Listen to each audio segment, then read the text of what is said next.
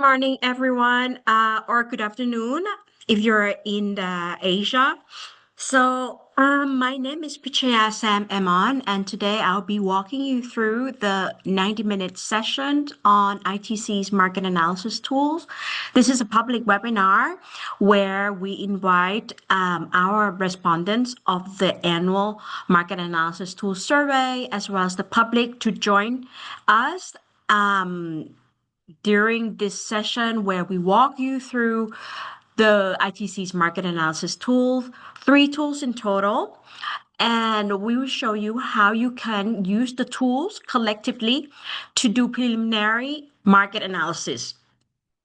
If you're looking to export, you're wondering about what are the potential target markets that you could be exporting to, this is the right place for you. And I would also like to give a quick shout out to some of the familiar faces that I have on here. I see that we have a few of our certified trainers here, Mr. Surenda Gongo, Mesia Ilomo from Tanzania. So welcome. And some of you, I remember the name. I see Anne Mutinda from Kenya. So welcome everyone to this session. I'm still admitting people into the meeting, so please bear with me. Okay, so today's session, as I mentioned before, will last approximately 90 minutes. If you have any question, please leave it in the chat box.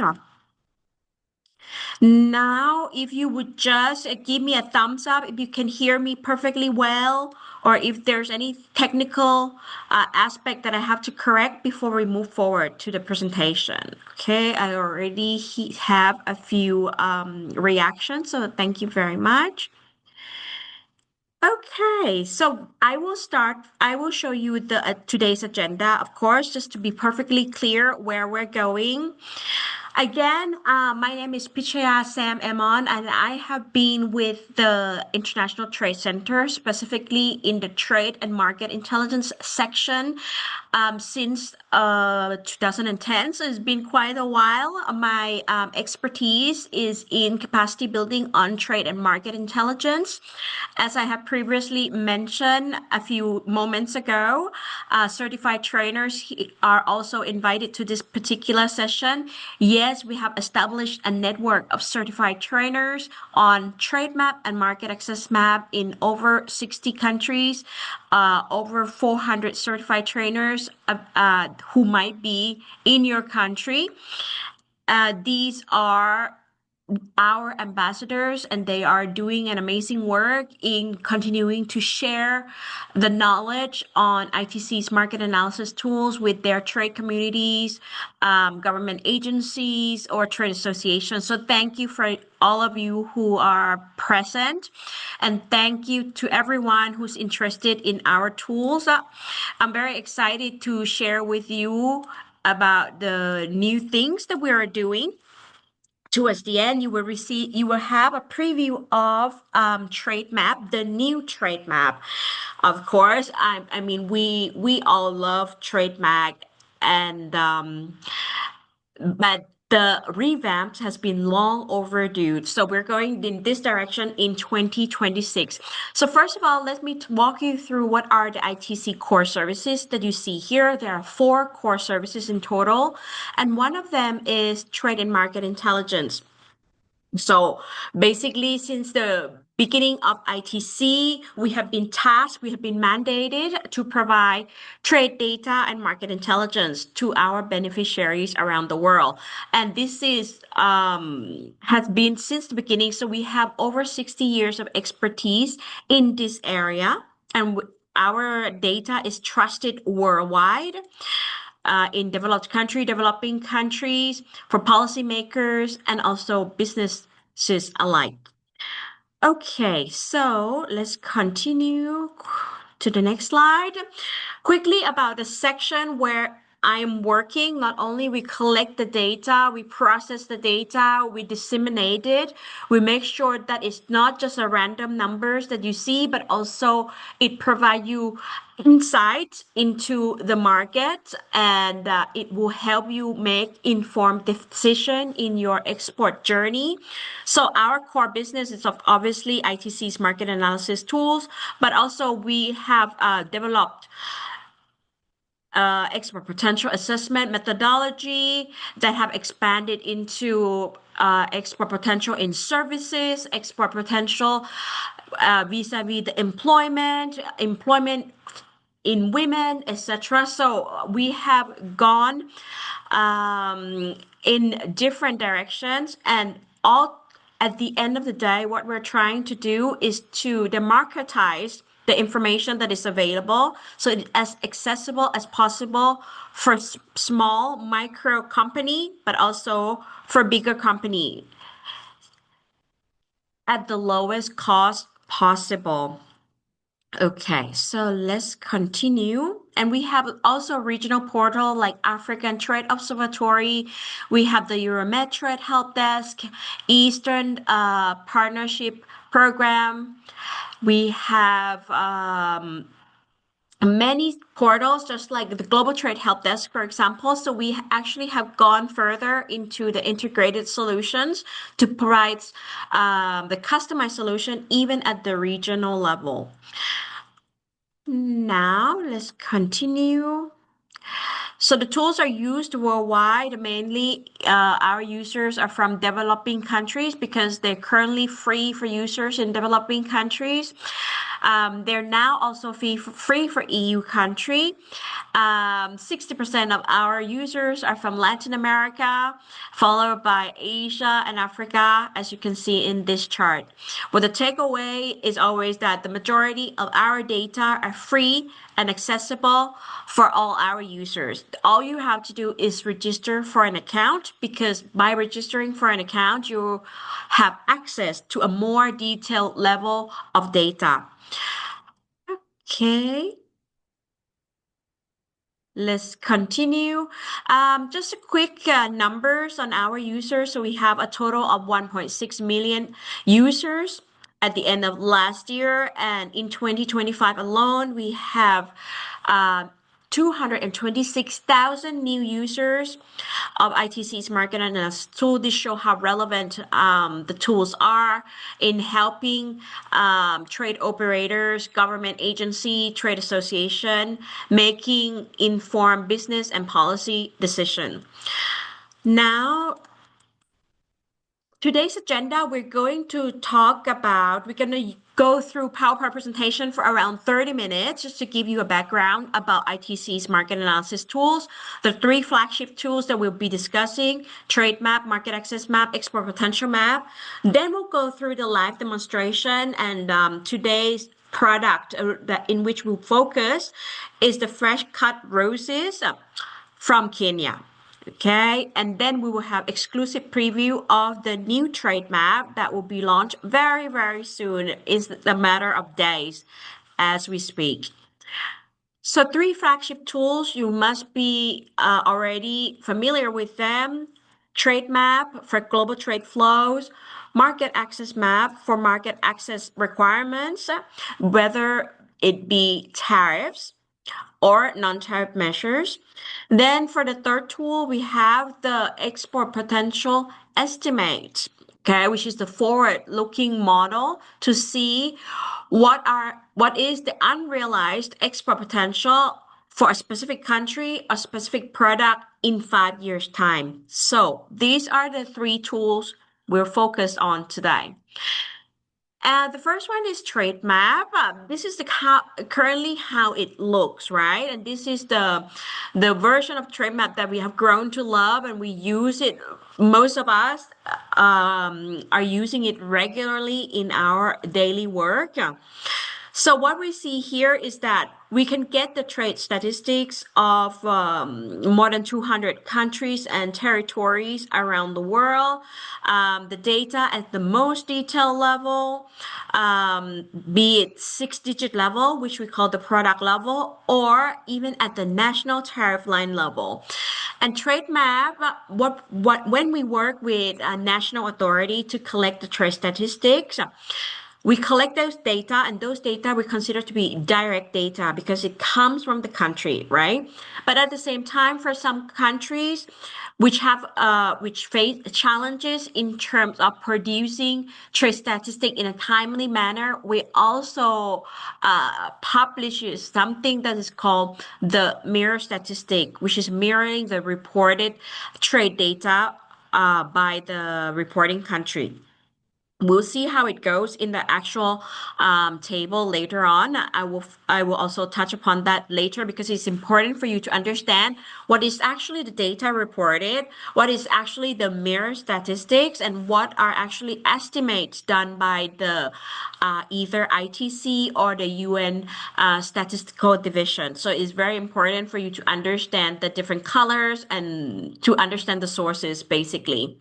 But we're very proud that we continue to have partnership with countries around the world. Some of us here are actually data provider who have been invited to the public webinar.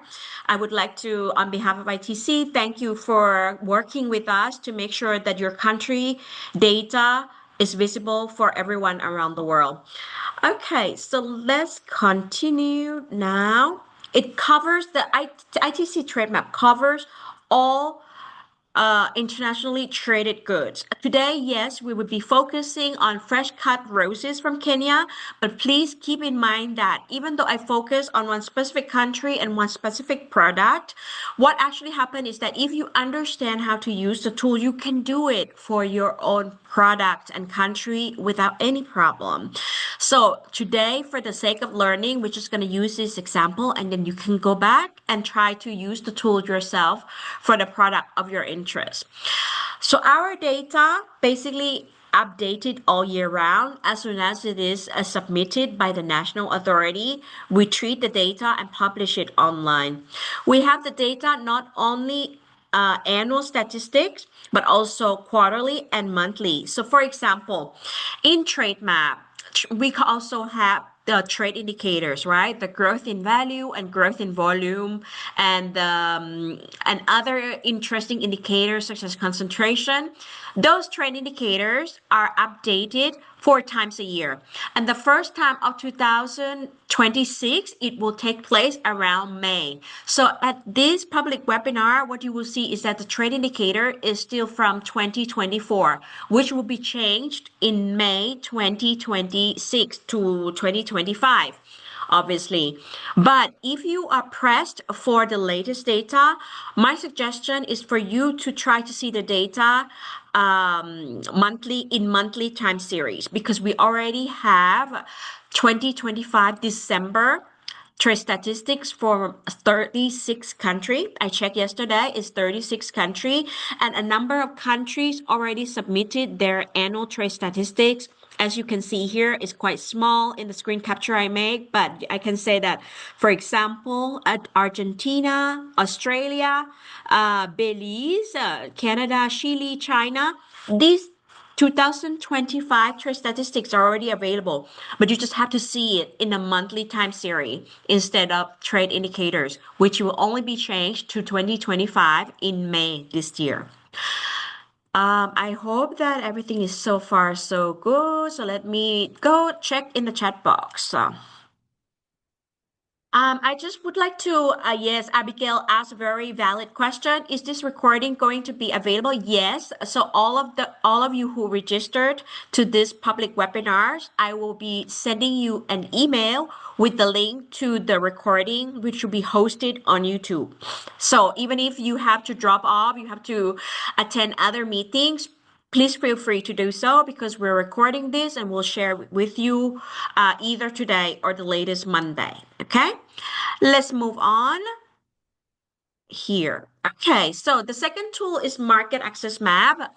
Market access map gives you information on tariffs, which is very important these days because of the ever-changing landscape and the news that keeps coming out make create some sort of uncertainty for businesses.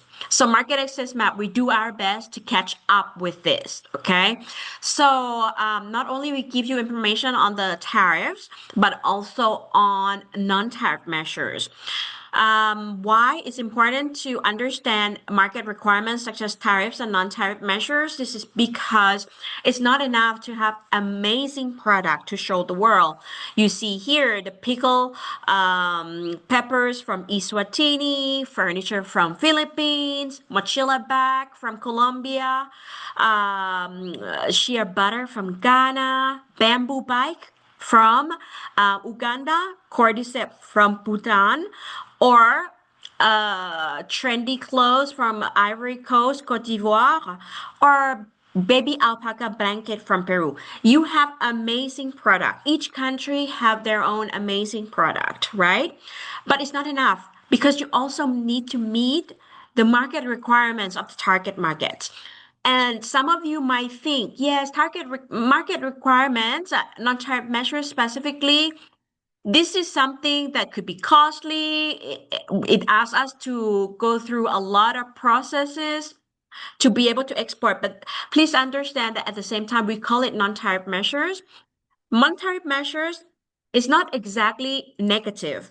Unlike non-tariff barriers has been designed specifically to impede the import of certain products, right? But non-tariff measures is designed to protect the people, the environment, in the target market. So that's why there are non-tariff measures. You would understand that your government will be trying to protect you from importing vegetables that is full of pesticides, for example. So that's non-tariff measures. The maximum less residue levels must be respected. So that is a non-tariff measure. So when we talk about non-tariff measures, I want you to understand that the intention is not bad. It's really to protect the consumers in the country. And we do have information about the official non-tariff measures in market access map, the legally binding requirements, of course. But these days and age, there's also voluntary sustainability standards, which is driven by consumers or buyer driven. These are not available in market access maps. So, for example, organic certification, etc., those things, or fair labor, etc. This is not available in market access map. I will tell you later where you can find those information. Okay. So let's continue. This is a characteristic of a market access map. We have information on tariffs applied by 200 countries and territories. Then we have also preferential treatment coverage. So you will also be able to see the preferential trade agreement, preferential tariffs, the overview of rules of origin pertinent to that product. So you will have that as well. We also work with the national sources or other institutions to make sure that the coverage is as comprehensive as possible. As you can see here, we also cover all types of tariffs, the different instrument, not only ad valorem and other types of tariffs that are non-ad valorem, we actually translate it into percentage so that you can compare between different countries. Because what is the usefulness of the data if you do not have the ability to compare, right? When you know that your tariffs is 5%, yes, 5%, but vis-a-vis what? Vis-a-vis who? So if you know that you're 5%, but your competitor is 10%, you realize that you have tariff advantage. So that's the role of MacMap, is market access map, is to allow you to be able to compare different instruments on market access. Then the third tool is the export potential map. I mentioned to you before, is forward looking. The data that we see here is actually the estimates by 2030 already. Okay, the key focus is that because ITC, especially our team, is we have collected the data, we have the expertise in the data treatment. We put all this information that we do have, such as trade statistics and market access condition, into the economic model that create export potential estimate, right? However, the difference between export potential map and trade map is that you will see that in trade map, it covers all products, internationally traded goods.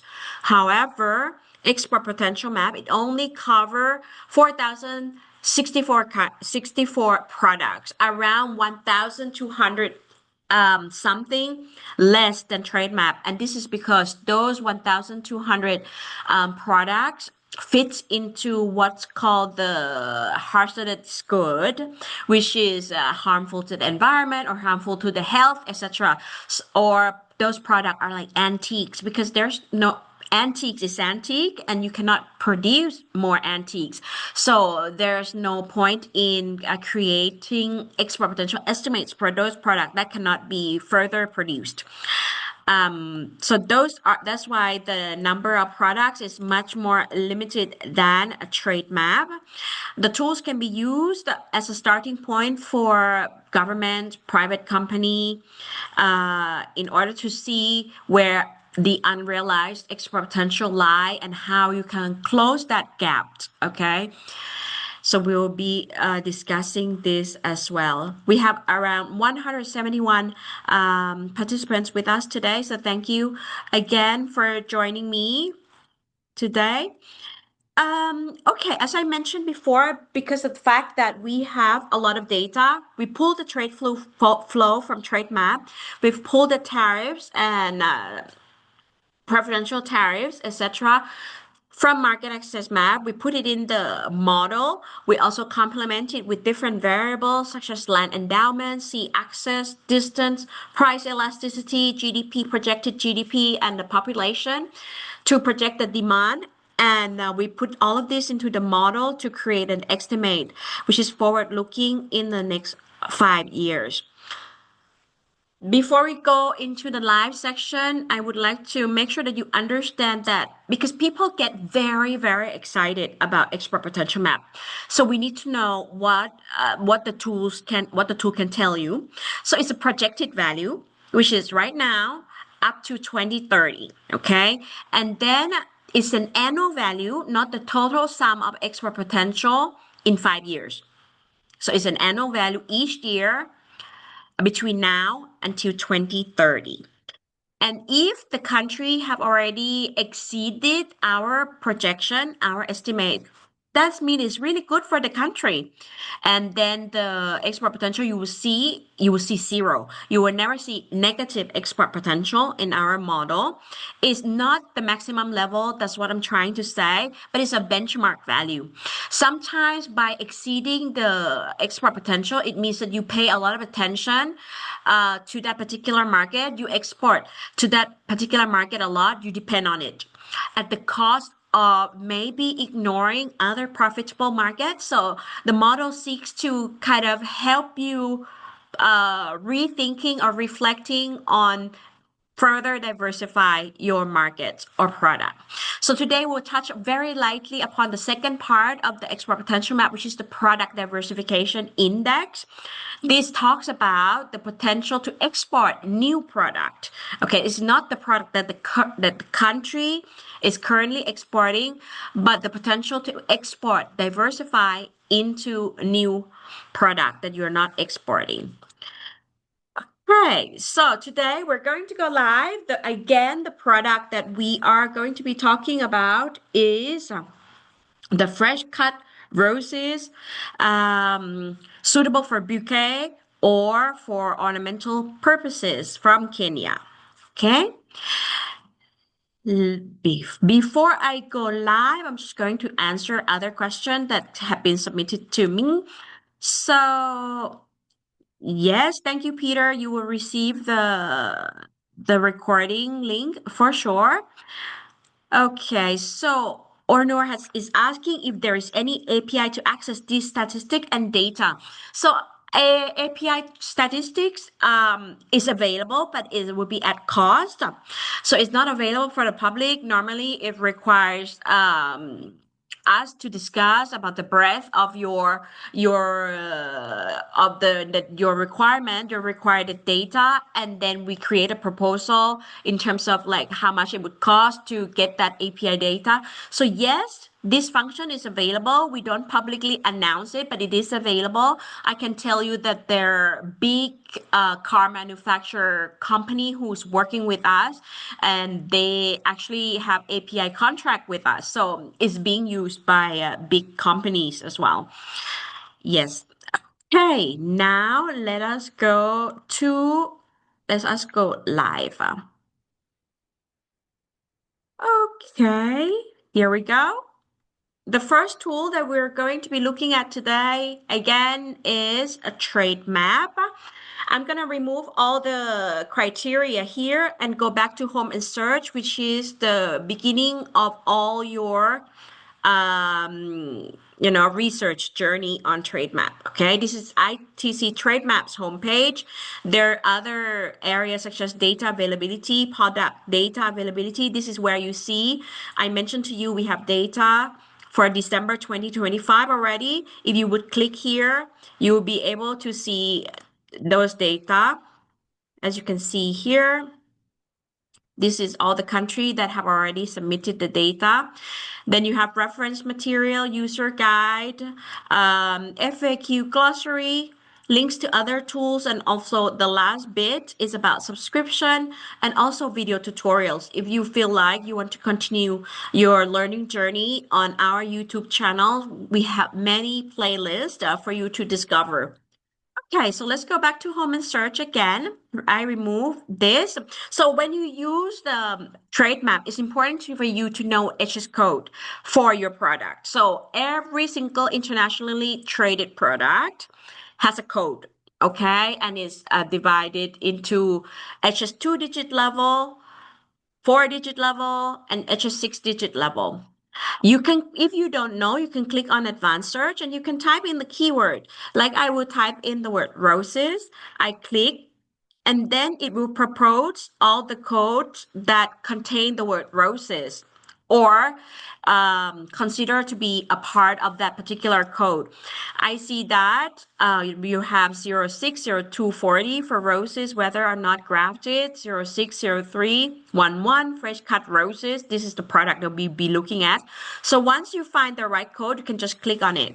But I would like to show you again that you need to be careful in regards to the HS code because sometimes this is the language of the custom officer. So you would imagine that the custom officer in Thailand, if they don't speak English, they would at least know 060311. And if they speak with another custom officer in Japan who might not speak English as well, but 060311, they are speaking the same language. It's a common language that any custom officers or trade operators would understand that we're talking about fresh cut roses. So this is also the usefulness of the harmonized system as well to really make sure that every country understand the same thing. So come back to this. I click on the code that I need to use 060311 fresh cut roses. In terms of the trade flow direction, I keep it at import because I would like to see which countries are importing my fresh cut roses from Kenya. Okay, so it's important for me to see all the potential market.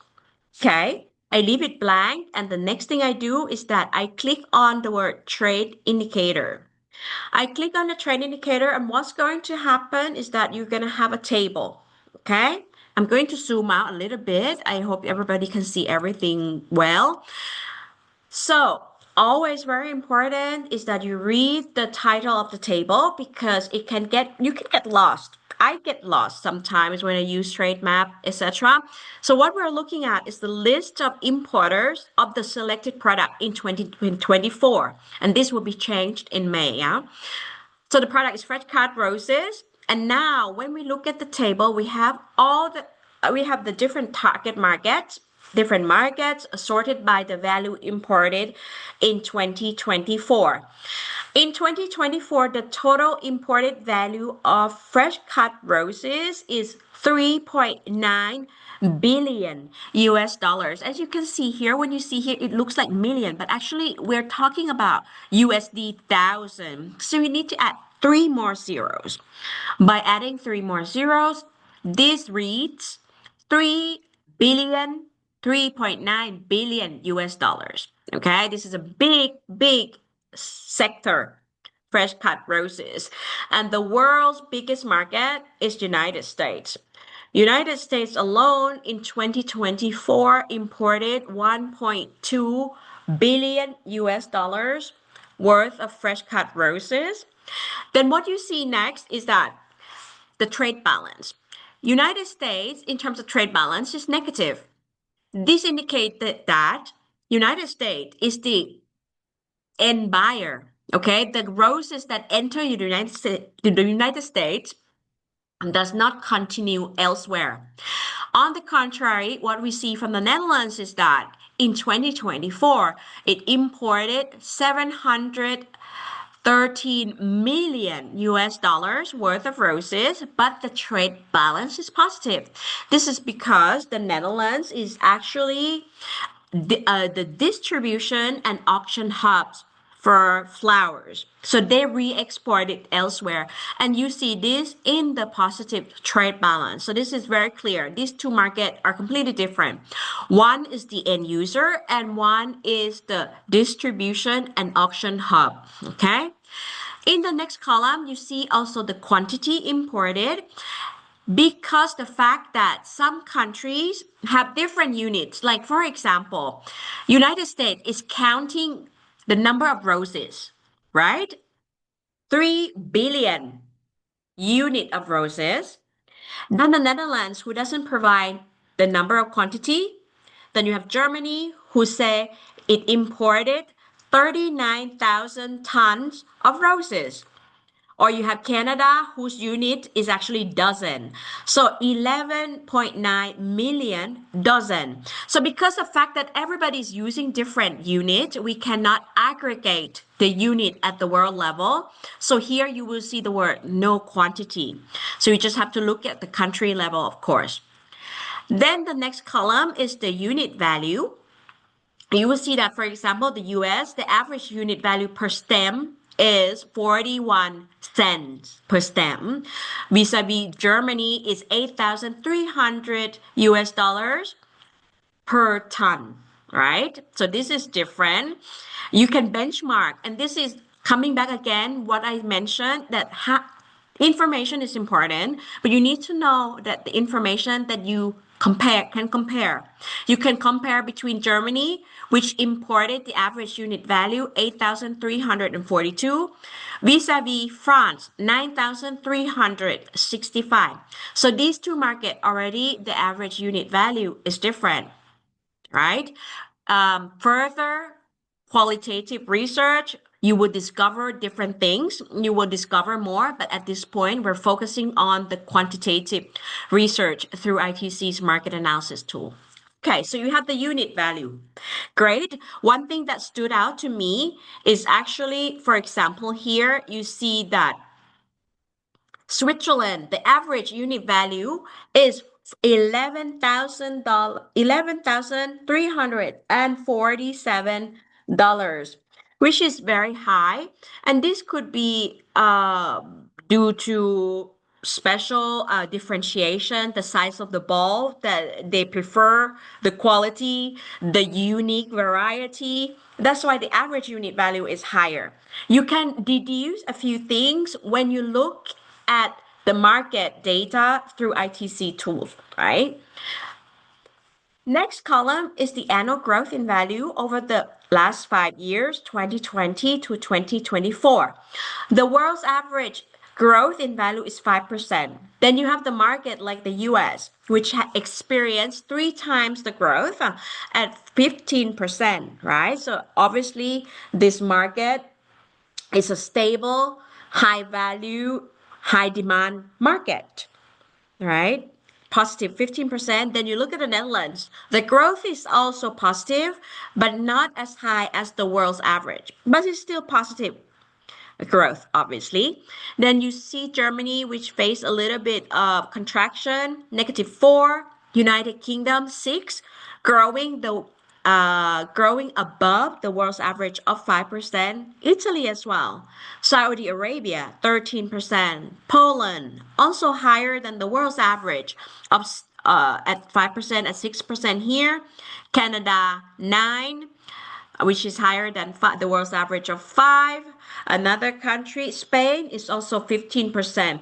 So you see that beyond the Netherlands, okay, other EU markets um, actually enjoying growth in import of roses.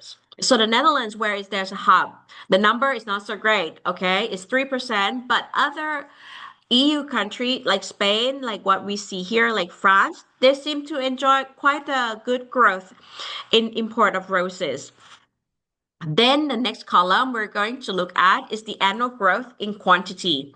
The annual growth in quantity over the last 5 years. As since there's no quantity, I cannot compare, but we can look at the country's level. You see here, United States growth in value is 15%, whereas the growth in quantity is 9.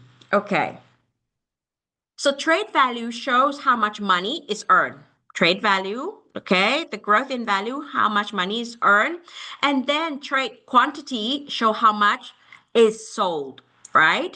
So by comparing both growth in value and growth in quantity, this help us understand whether growth come from higher demand or just higher price.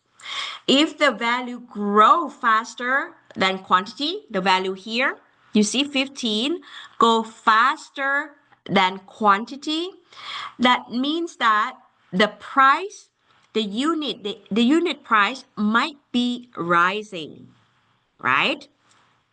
So the growth in value, if it's faster than growth in quantity, unit price might be rising. We can deduce that.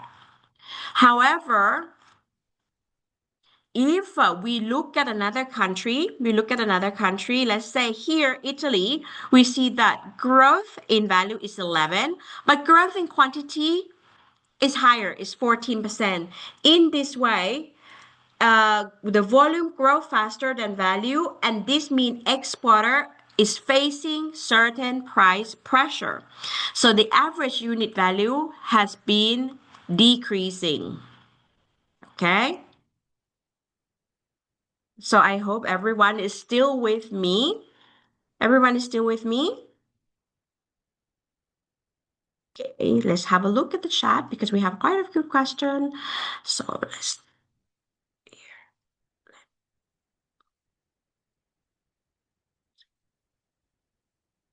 meeting chat here.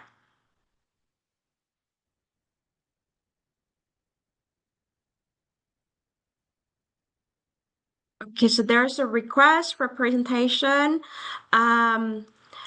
Let's connect with each other after this session. Perhaps what you can do is please send an email to the market analysis at intrasend.org so that we can discuss further. But thank you so much for your interest. This is very, very helpful. We're happy to help whatever we can. Abigail, yes, the recording will be available. Also to attendees who are not able to attend the meeting, yes. So basically we will invite we'll send the link to everyone who register.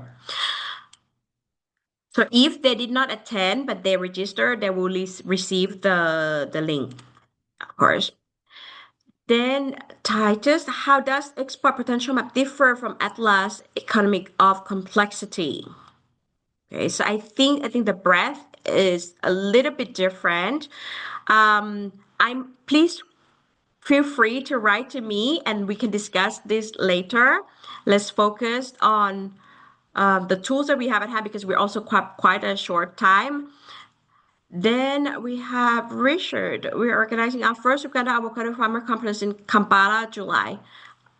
Great. Thank you, Richard, for this information. We also have great certified trainers in Uganda. Really great certified trainers in Uganda. For the professor at University of Makerere. We have people who work in the trade institution over there, trade consultants. We have so many great certified trainers in Uganda. Okay. Do we have Fortune? My colleague Sandy is waiting to be let in. I hope I have let Sandy in. I hope everything is okay now, Fortune. So, okay, I have pretty much answered all the question. Okay, but there's another question from Ratna. So basically, EPing relates to trade map and EPI. EPing is something completely different. EPing does not provide you trade statistics. It does not provide you the export potential estimates. EPing provides you the information about coming SPS and TBT measures.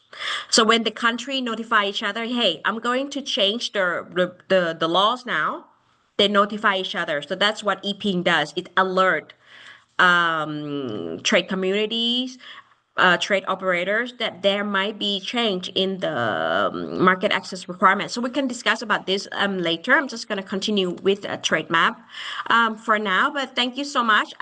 You will see from the as when I continue more info, you will see where EPing fit in. Okay.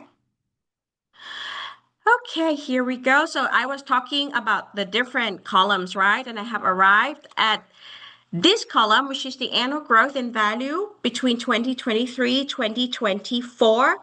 So as you can see here, is more or less the same as this column over here, 5 years and 2 years.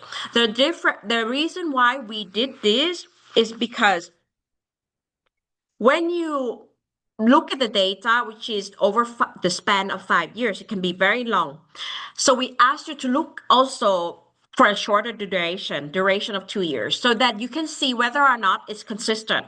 So as you can see here for the US, over the last 5 years is 15, whereas over the last 2 years is 8. So that means between those 5 years, there must be a year whose growth is extremely high and then it come down afterwards. So there are certain fluctuation, right? The same thing with the Netherlands. Over 5 years, 3%, 2 years, 13. So it's already picked up, right? So, but it also goes to show that over the last 5 years, there might be some year where the growth is really negative, but it has picked up over the last 2 years. So these two columns serve to show, ask you to look at the consistency, basically.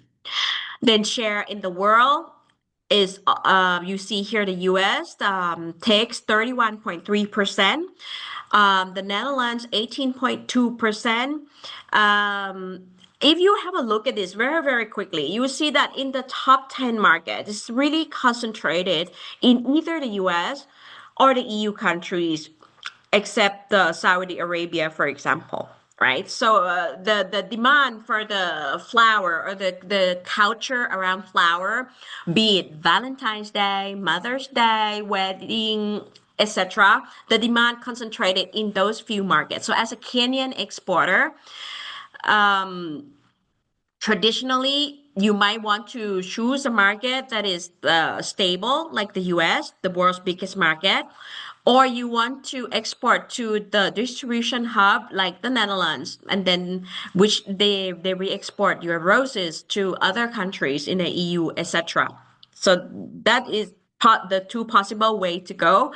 And when you do this kind of analysis, I would say that there's no wrong answer because each exporter, they export to a specific market with a specific reason, right? But what we're trying to do is that to encourage exporters or trade operators to use the data to drive that decision. What we don't want to hear is maybe I'm exporting because everybody's exporting over there. Okay. What we probably want to hear is that yes, we have chosen the US because we feel that it's the world's biggest market and that it can absorb the volume that we produce. Okay, no problem. Or even if you have a look, you see like you see in there the Netherlands growth over 5 years is not so great. It's lower than the world's average. But I feel that logistically is there's a lot of flight between Nairobi and Amsterdam. So I feel that for the cold chain and everything, it would be best for me to export to the Netherlands. That could be right as well. Everything has to be driven by the data. That's the crux of it.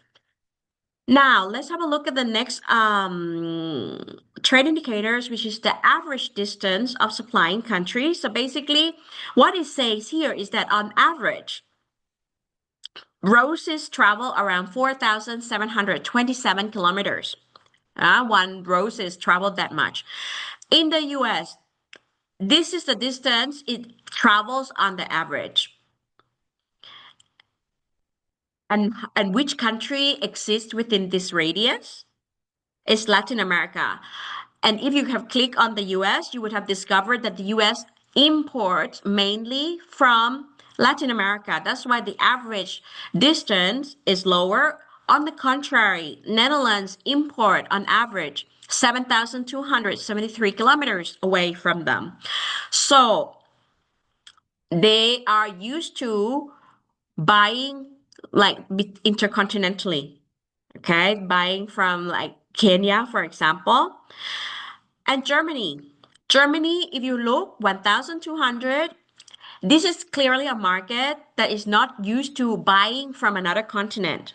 They don't usually buy from the direct producer, such as Kenya, such as Colombia or Ecuador. They buy it from the re-exporter, the distribution hub like the Netherlands. United Kingdom's 5,875, France 2,100, also within the EU itself. Italy, definitely within the EU. So this is what the average distance allow you to understand. Is the country used to buying within its own region or intra-region? This is what that can help you understand. And then the next indicator is the concentration of the supplying country. So you see the world's average is 2. And the rule of thumb is that is anything above 0.18, that means it's concentrated. So what we see here is that at the world's level, there's only a few big players in terms of export of roses, right? Kenya among it. But if we look at the country's level, United States, 0.49. I just mentioned to you that the benchmark is 0.18. So that means this market, the suppliers is extremely concentrated.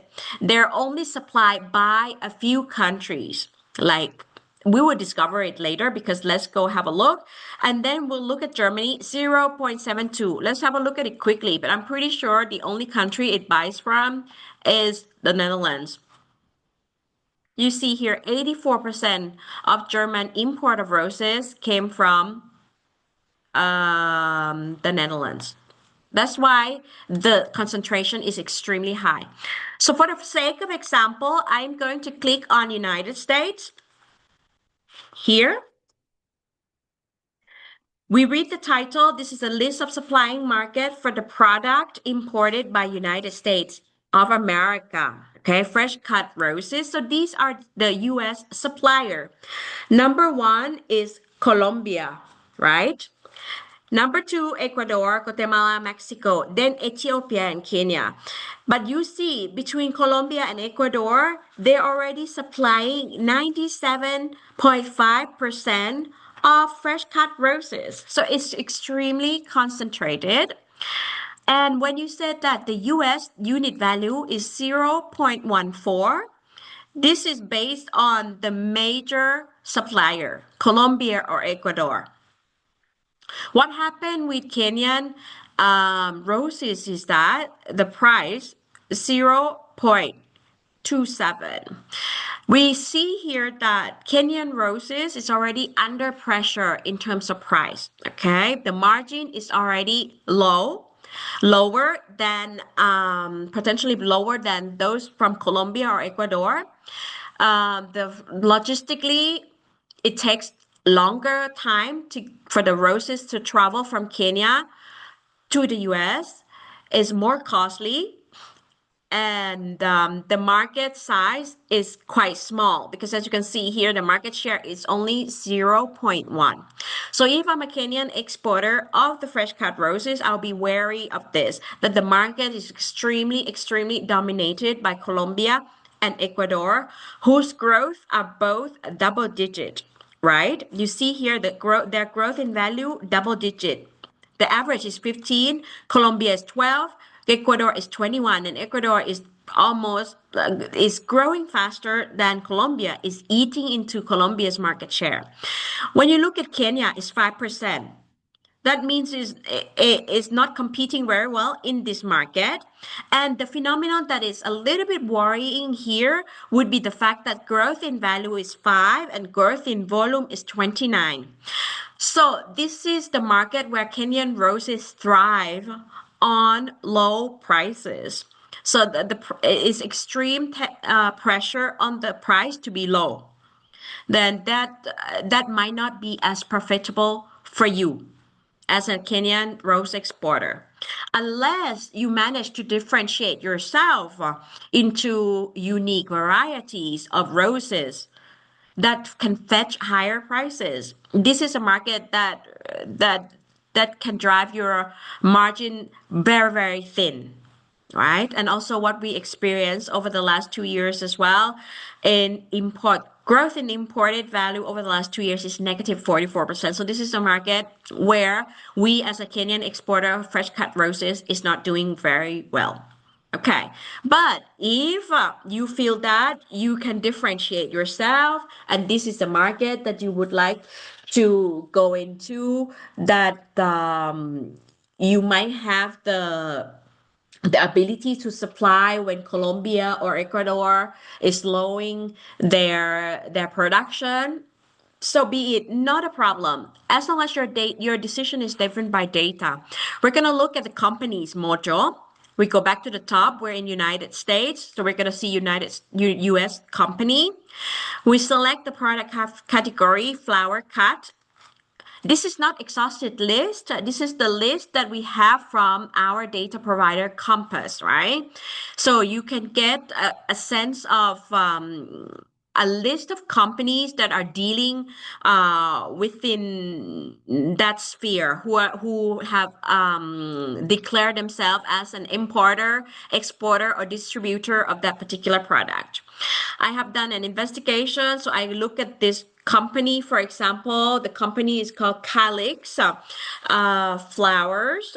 And Calix Flowers is a premium luxury flower and hand delivery brand, and it ships flowers overnight to consumers. So if I'm a premium rose exporter, okay, with big buds and everything, big stems, with the exotic variety, this might be a good company for me to get in touch with because they focus on high quality flowers and sustainability messaging. So if I manage to comply to any standards that they ask, which is not legally binding, but asked by the buyers themselves, this might be interesting for me because of their premium positioning that match my quality and my high grade roses. So this could be the company. So as you can see here, Flower Cut, there are the importers and region and partners. Right now, they are only working with Asia Pacific, China, Hong Kong, China, Chinese Taipei. It doesn't cost you money to reach out to them to propose your product, especially if you truly believe in your quality. Because at this point, competition in the US market is basically dominated by two countries, right? If you recall, if we go back to trade indicators, you will see that Ecuador and Colombia dominated the market because they are geographically closer to the US.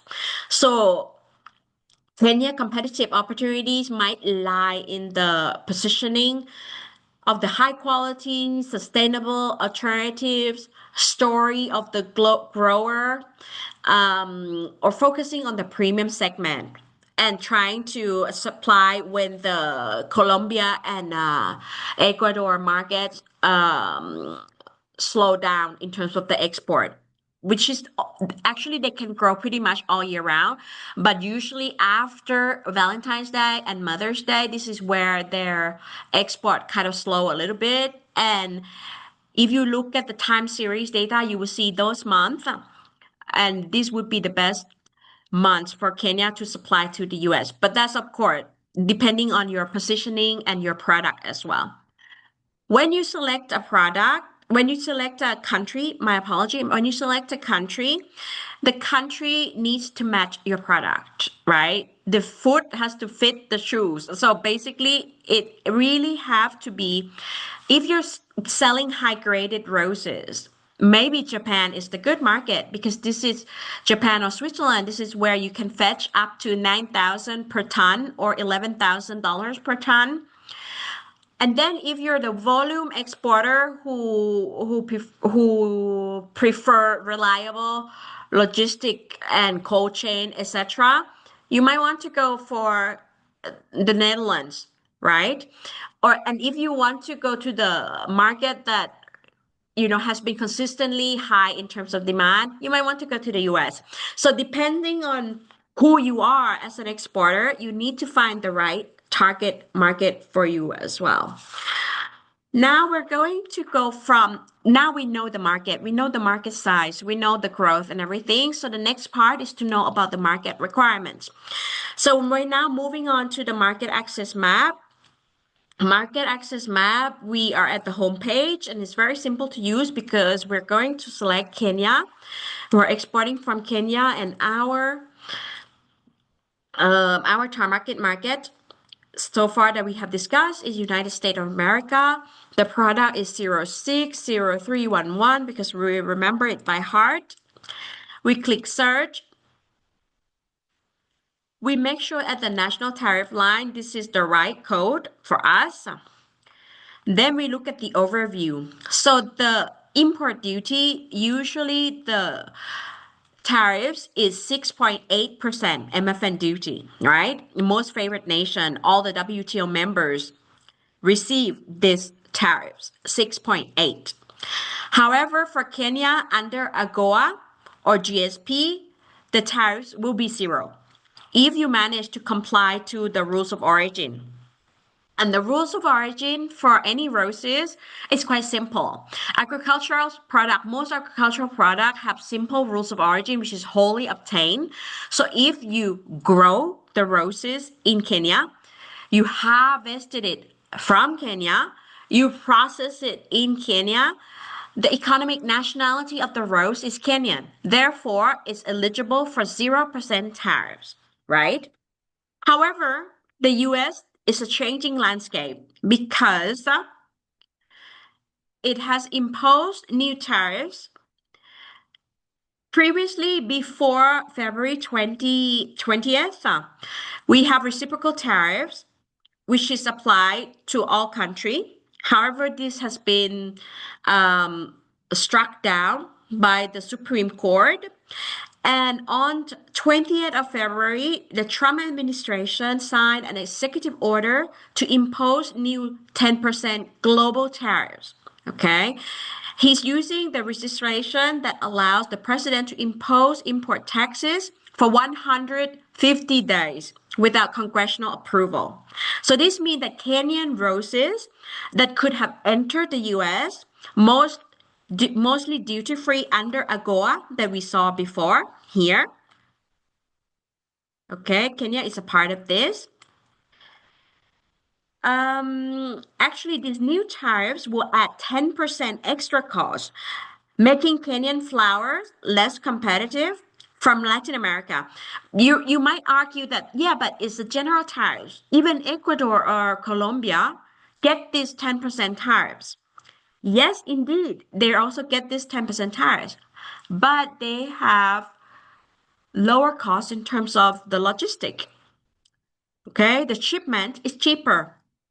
So in a way, they can sort of afford that 10%. They're more competitive despite that 10%. What would happen is that the buyer in the US will come to the seller and ask them to lower the price, right? They will ask them because, yeah, they said, yes, I probably have to pay this 10% tariffs. So could you please lower the price? And as we saw previously, that the average unit value of Kenyan roses is already 0.27 cent per stem, whereas it's 0.41 per stem for Colombia and Ecuador. So therefore, this 10% tariffs is a disadvantage for Kenyan exporter. Okay. So since we assume that Kenyan exporter already operating within thin margin and facing longer logistic chain, they will become less competitive in the US market. And you can always find the latest change in terms of tariffs or temporary measure in the monitor module. Monitor here. And as you can see here, the last update was on February 23rd, and it mentioned about the general tariffs of 10% here. So basically, what happened is that as soon as the news is out, we have someone who continuously monitor the latest update, right? And when it's confirmed like this one, next week, when you go on the homepage, like what we see here, we did previously, Kenya destination market, United States 0360311. Instead of reciprocal tariffs that you see here, you will see the general tariffs. You will see the general tariffs here, 10%. Okay?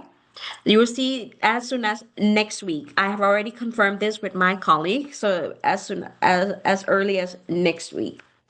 Okay, so if you arrive at this point and suddenly realize that the EU market or the Netherlands market might be a better target market, don't worry, just repeat what we did in TradeMap. Don't worry, just go to TradeMap, repeat exactly the same thing, right? If you want to make your life easy, you can always start with home and search. You can go start with home and search here, fresh cut roses. In particular, I want to find a market, a company in the Netherlands that could import my product. Okay. Now that I have looked at the US, I want to look at the Netherlands, flower cut. So 302 companies is listed on TradeMap. Thanks to our partner Compass, we buy the data from them. And these are the lists, right? So basically, let me see, for example, I click on this one. I already investigated. So this one in particular is interesting for me because he's a cut flowers distributor, importer, and exporter. So they do everything. And what's interesting is here, the region and country that they declare that they work with includes Africa. They import from Africa. So they already have familiarity with the continent and the suppliers from Africa. This could be very, very helpful for me as a Kenyan exporter of fresh cut roses, right? So I have the company from TradeMap. Let's redo the research on market access map. Again, I'm exporting from Kenya, destination market, Netherlands, product 060311, fresh cut roses, search. I make sure that the national tariff line is the right one. There's only one, so that must be it. Exporting from Kenya. MFN tariffs, which is applied to all WTO member, 8%. But it appears that Kenya has preferential tariffs at 0% thanks to the EU-Kenya Economic Partnership Agreement, right? Here, enforced since 2022. I also have regulatory requirements for Kenya. We have No, this is not for Kenya. This is applied by the Netherlands. My apology. This is applied by the Netherlands.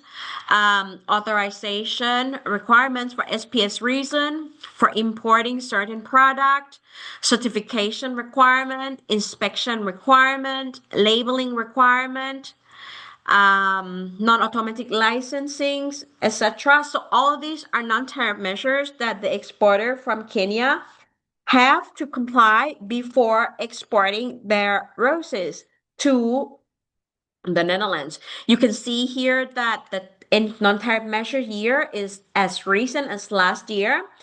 And what we see here is that, for example, for sanitary and phytosanitary measures, or we call that SPS, the roses needs to be free from pests like thrip and other quarantine pests, like to ornament. However, the maximum residue, so the maximum, I have discussed about maximum residue level before. So they also control the pesticide that Kenyan grower used. That there's a maximum residue that you need to comply.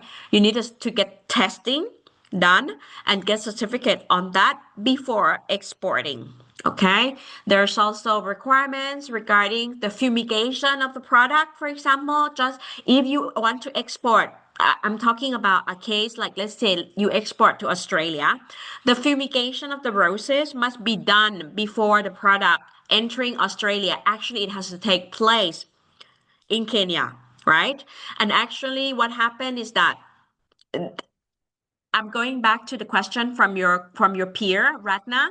They asked about EPing, and EPing is a notification system that notify trade operators country that there will be new regulations. So basically what happened is that Australia notified the WTO that they want to change the rules in terms of the fumigation of the flowers. They want to change it from, instead of fumigation taking place in Australia, and they would require it to be fumigated since the export country. So if they change this kind of rule, they would notify the WTO. WTO publish it on EPing, and if you are subscriber of EPing, you will get that notification. You will know it ahead of time, so that when it becomes law, you can address it appropriately, and you will not face surprise at the airport. Surprise, your product is returned because it's not fumigated correctly. So that's what EPing does. EPing is the alert system, but what we have here is the law, okay? The law legally binding non-tariff measures as of 2025.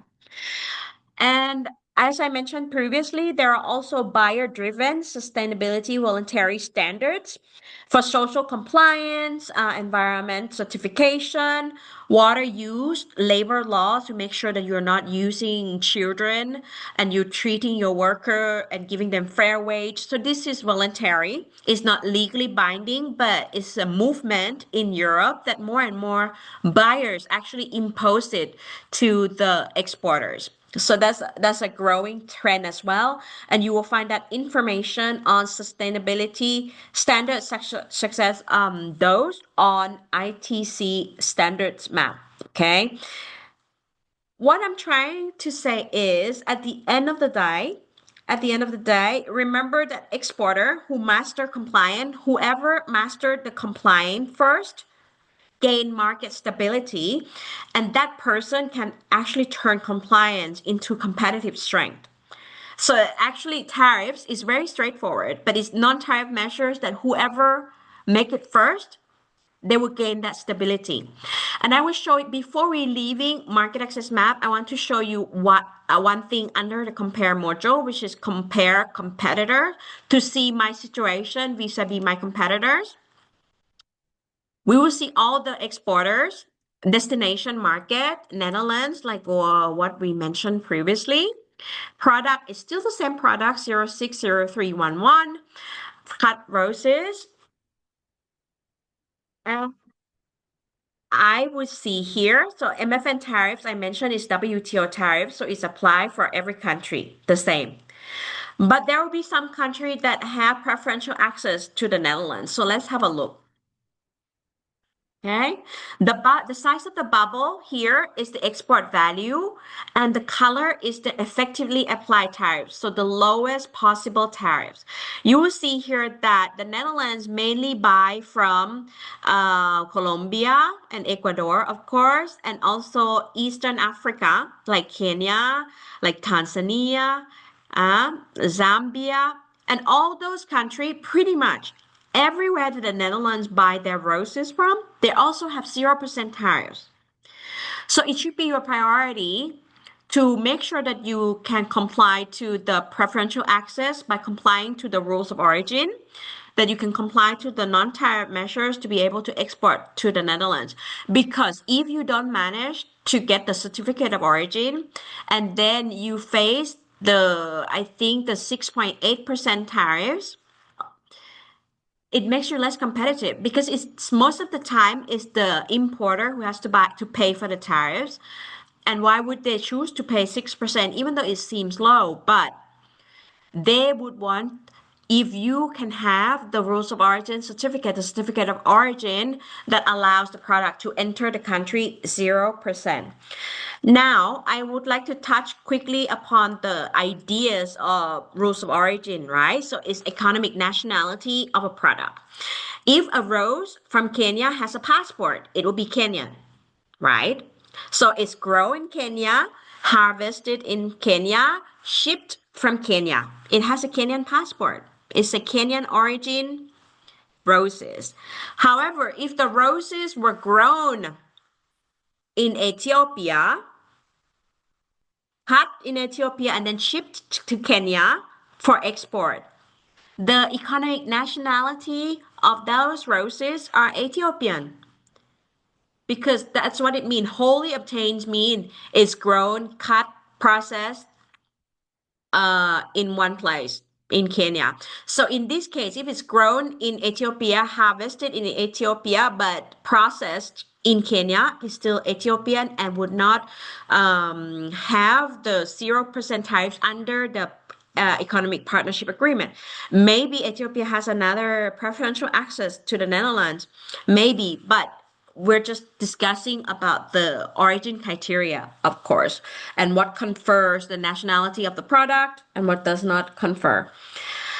Another scenario, if we want to discuss this a little bit. So let's say this is a game for you who's still here in this room, of course. We still have a lot of people with us.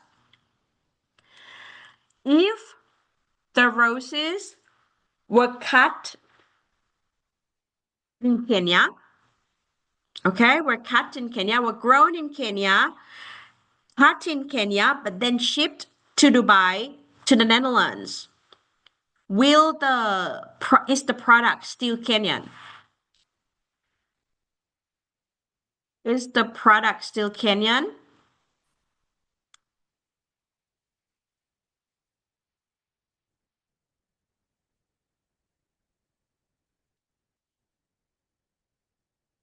Let's see.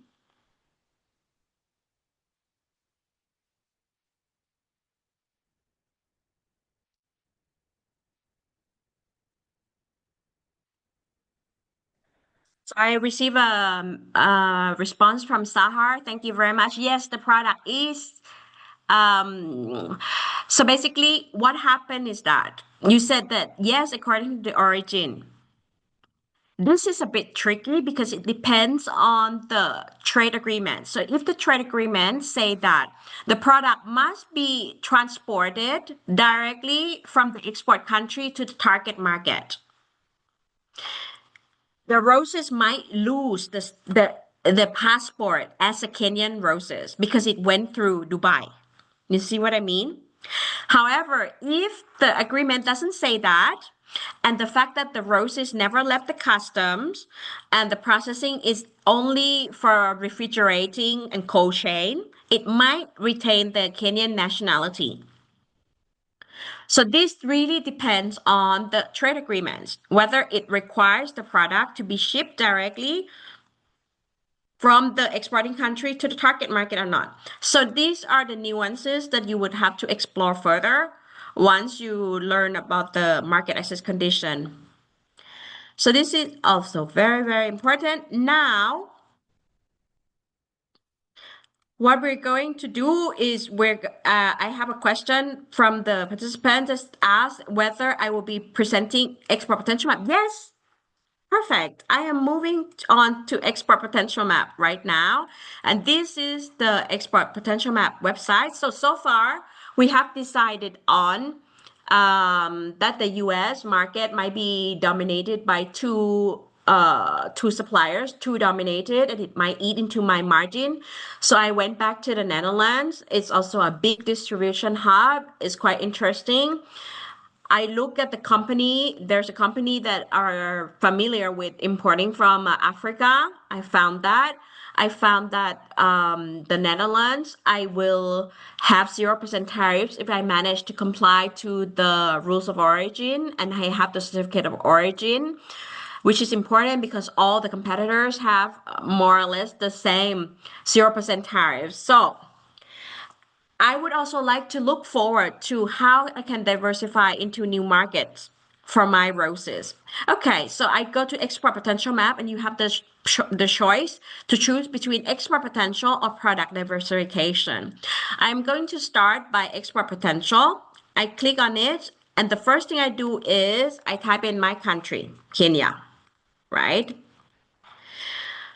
What we see right here is the tree map. So this is basically the portfolio of Kenyan exporter. Okay. And then it have a look at all the products that Kenya have highest export potential, ranging from black tea in packings bigger than 3 kilograms. And fresh cut roses is at number 2 right here. I'm going to focus on this first. We'll come back to the country perspective later. And this particular information, the results can be expressed in different way. Tree map like we have here, or the gap chart, right? Gap chart like this. And always at the bottom, you have the key findings. So this is something that is a little bit different from trade map, which it requires you to interpret the data. You have to have a small understanding of trade, for example. But export potential map, it gives you already the text for key finding that you can read through. And it will say that the product with the greatest export potential from Kenya to the world are black tea, packing bigger than 3 kilograms, cut roses, but fresh, and coffee. So that those are the top three, not roasted, not decaffeinated. So those are green coffee. Black tea showed the largest absolute difference between potential and baseline export in value terms, leaving room for realized additional export worth 876 million. So here, I can click on here. I see that the export potential is 2.2. The baseline export, so this is what export potential map does is that it takes the average between direct and mirror statistic to have something that is the as neutral as possible. So this the baseline export is 1.4 and unrealized potential is 876. This is for black tea, 876 million US dollars. But what we're interested in is actually the cut roses. Export potential 764 million US dollars. The baseline export 589 and unrealized potential is 236. Next step is that I would like to know in which market my export potential lie. Okay, as a Kenyan exporter, I click on the market. I realized that the first country with the highest export potential is the Netherlands. Export potential 300, baseline 242, and unrealized 70 million. Yes, unrealized 70 million, right? Then the second one is the UK. Export potential 94 and baseline export is already 101. So in a way, Kenyan exporter of roses already exceeded the estimates by export potential map. This is good. Yes, you're doing great. It shows that you're doing great. You're doing well beyond our estimates. It's one thing. At the same time, it begs you to realize that maybe some of the exporters are relying on the UK market at the expense of another market, right? And export potential map should open your eyes to new things. Like, for example, we have the US. Export potential is 80. Baseline export is very small, less than 1 million. But as we have already investigated in TradeMap, we realize that it's because it's highly dominated by two suppliers who are much closer to the market than us. Then the next one, we have Norway, export potential 39 million, baseline export 26, and potentially you could earn additional export of 9 million US dollars per year between now and 2030. This is the same thing. You can also see it in GeoMap. So basically, the ring when it's where it's dark, it's already used, the potential that is used, and the lighter rim is where there's still unrealized potential. You see, the Netherlands, you have a little bit of the ring here, the difference.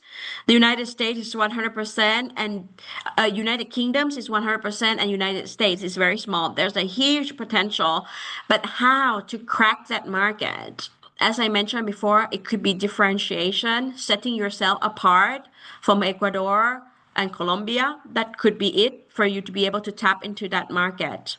Okay. Or Australia. Export potential also you already exceeded our expectation. Export potential 7 million, baseline export 11 million. So you're already doing great.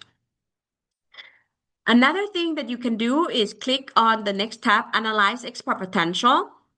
And what happened here is quite interesting because not only you have the size of the bubble, so the demand, right? The export potential is the top one, 312 million US dollars.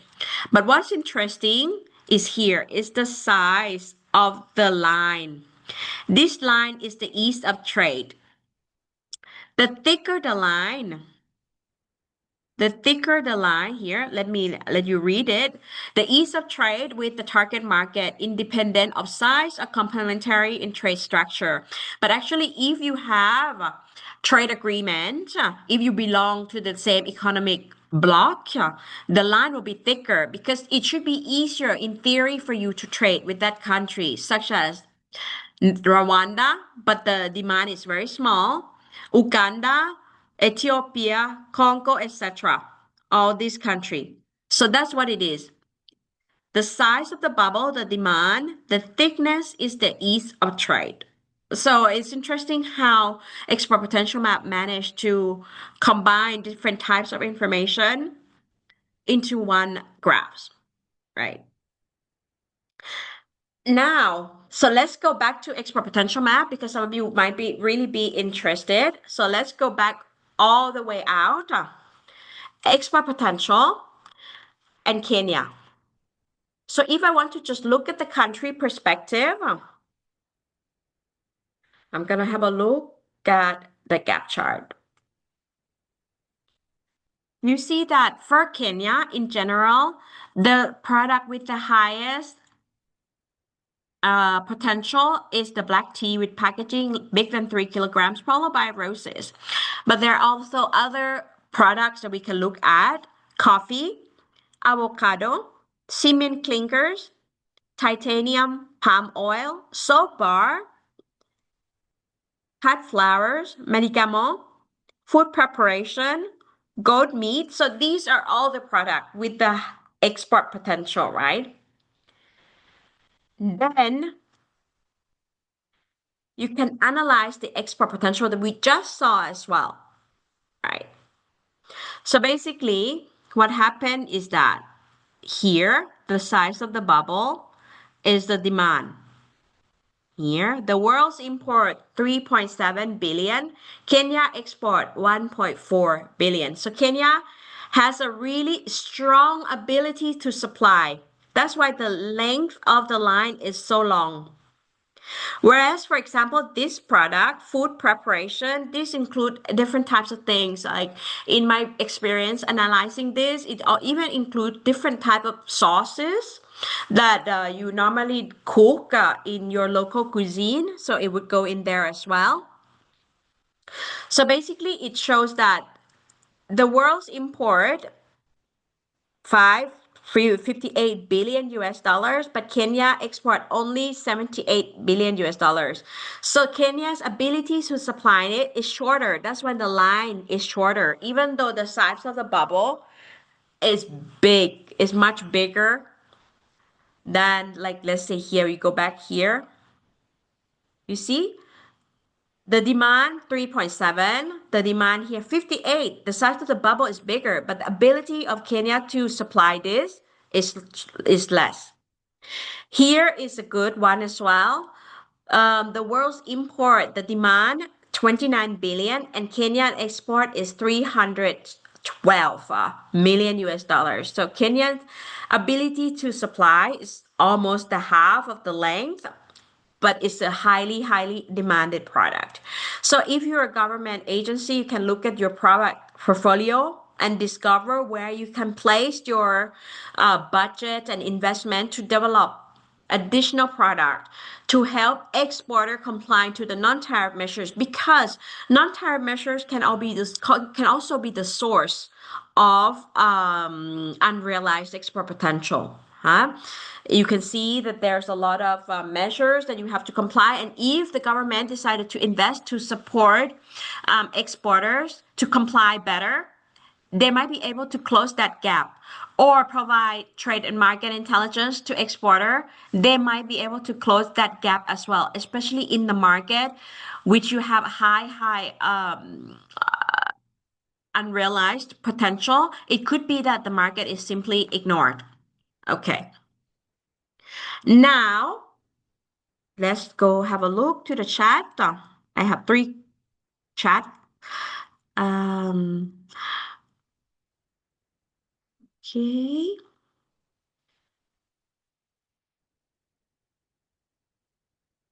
I received a message from Kibuye.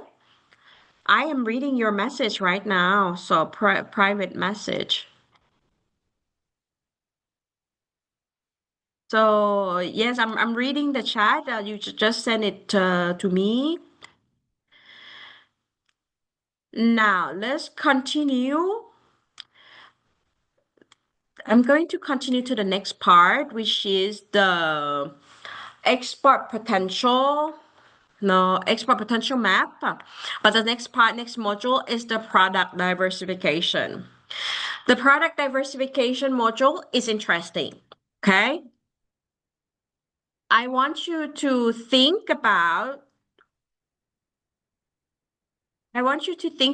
the time when you finish watching a video on YouTube.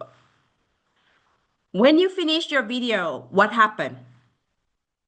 Think back to that moment. The video finished. What happened?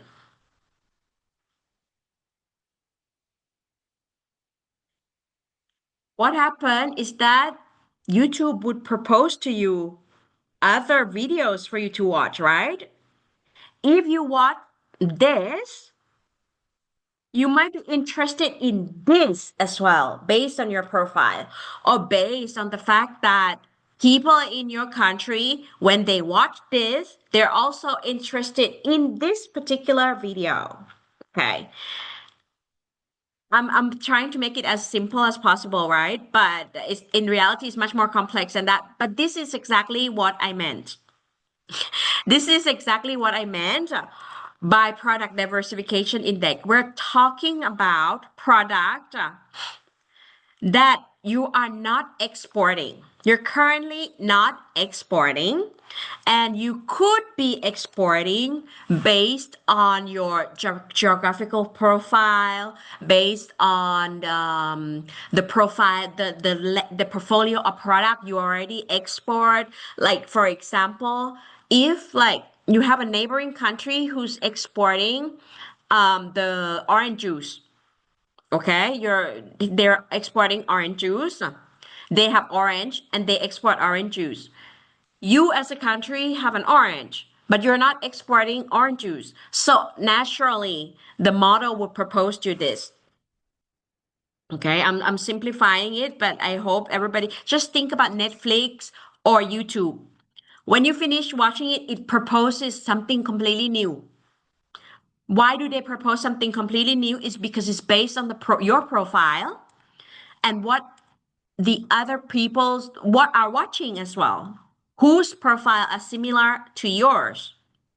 Okay. Now, so for Kenya that we see here is the ranking number one, number one product that Kenya could diversify into. These are the products that Kenya are not exporting. This is bananas and plantains, cocoa beans. You let me know in the chat if you're from Kenya. Cashew nuts in shell, shrimp and prawn frozen. I mean, you have like amazing sea access. How come this is not exported? It also look at your geographical location, right? Palm oil, tuna, cotton. What is this?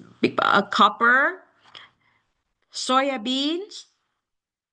Also, like soya bean, the world's import 88 billion US dollars, and Kenya the ability to supply is low. It's not exporting this at all. Well, it's already not exporting, but the probability is quite low. That's why the length of the supply is low. Here, when you have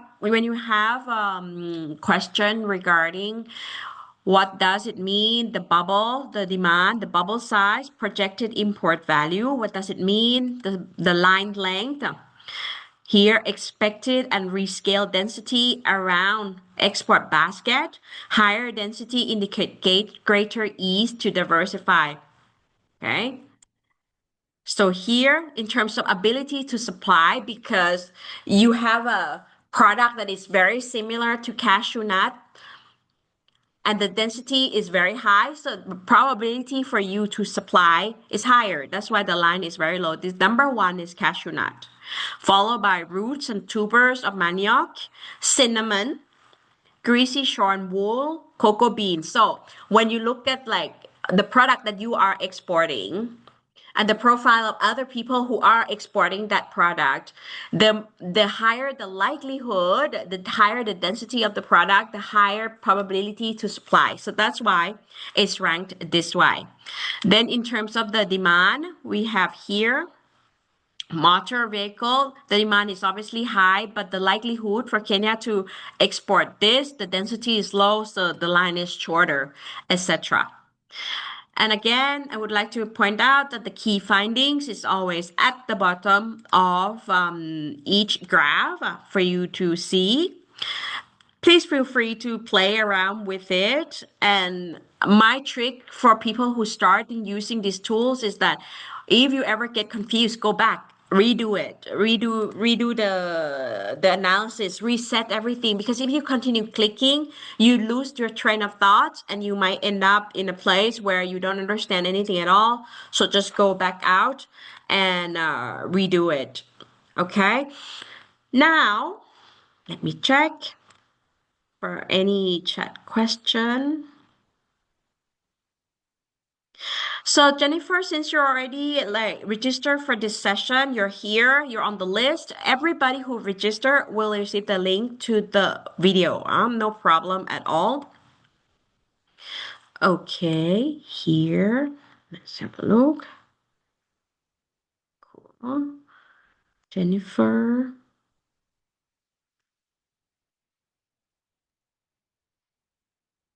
So basically, I hope I pronounced your name correctly, Love. How did you know that the country does not have ability to supply? So as we go back to export potential map here, right? Or low, like for example, in some product, you will see that we already consider variables such as land endowment, sea access, distance, price elasticity, GDP population. So these are variables that we look into it. So you would imagine that the fact that Kenya have sea access, it could And if you look at maybe another similar country, let's say Tanzania, they export fish, they export shrimp. It's a neighboring country. It has similar land endowment. It has similar export profile. If Tanzania can do it, the proximity of Kenya to exporting it would be high. So ability, therefore, ability to supply. We also look at this. It would be funny to propose to, like, let's say, a country with no sea access to export seafood. So these are all the variables that in place for us to determine whether or not they have ability to supply. I'm not talking about like whether or not they can or cannot. If they want to, obviously they can, but I'm talking about solid variables like land endowment, sea access, distance, the portfolio of their neighboring countries, the portfolio of the export another exporting country which is similar to Kenya. If they can do this, Kenya can do that.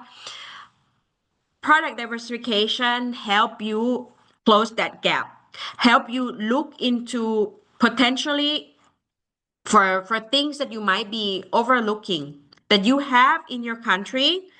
Say, see, okay, I go back.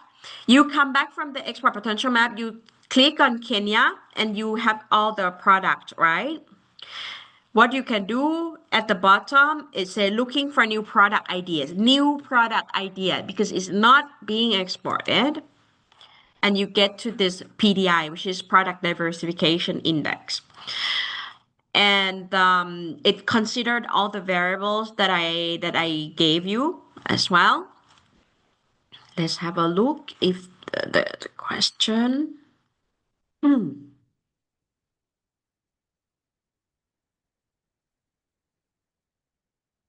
So I'm very happy that people are still attending our session, even though like we're approaching the last half an hour.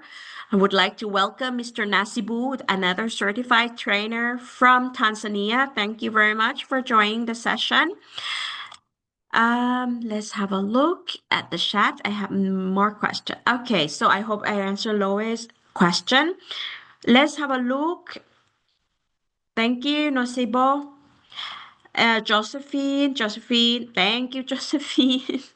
Tanja, okay, thank you, Tanja from Serbia. Thank you again for everyone. So, without further ado, I'm going to be showing you the new trade map. I think I finished a little earlier. I'm going. I hope it's not too fast for you. Before I go to trade map, the new trade map, do you have any specific question that you would like to ask me about the three tools? Okay, can you make the screen bigger? Okay. I can always zoom, but yeah, like this? Like this. Okay. I hope this is okay for you. Okay, perfect. So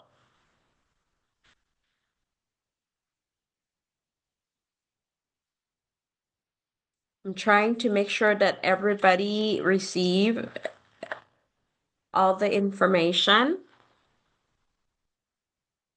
Okay, if there's no further question, I am going to switch to the new trade map because we're very excited about this.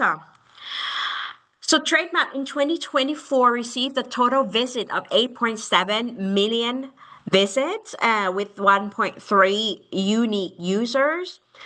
And the newly registered users, we count 226,000 new users. So this is great.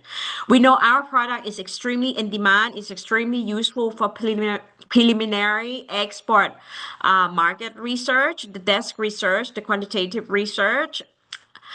So as we continue to enrich our tools and make them as relevant for you as possible, we're going to be launching the new trade map in the coming weeks. So trade map was launched the first time in 2002. So even today's years old, the trade map would be 24 years old already. You see the screen capture from the first version of trade map. The current version that was redeveloped in 2008, and ever since we did not redevelop or redesign trade map, even though we continue to enrich the data. If you're a fan of trade map, you know that we have added a number of indicators: CO2, carbon, concentration of supplying market, concentration of market. We have added the average distance. We have added company contact information, but we never redesigned it. And we're rethinking it completely. And when you see here in the that big picture is the new trade map. And you will feel that the look and feel is very much consistent with with the other relaunch we did last year for export potential map, right? So the timeline is the following. Next month, we're talking about literally weeks. The beta version will be launched, and the legacy version will also remain active for our users for 3 months. So new version, the beta version will be launched for 3 months, where you can go in and have a look. And I feel very strongly that if you understand trade map, the current version, you will understand the new trade map without any problem. It's just a matter of the data visualization is a little bit different, and we have ironed out some kinks in the trade map to make it as user friendly as possible. And from June 2026 onward, it will be the new trade map. Okay.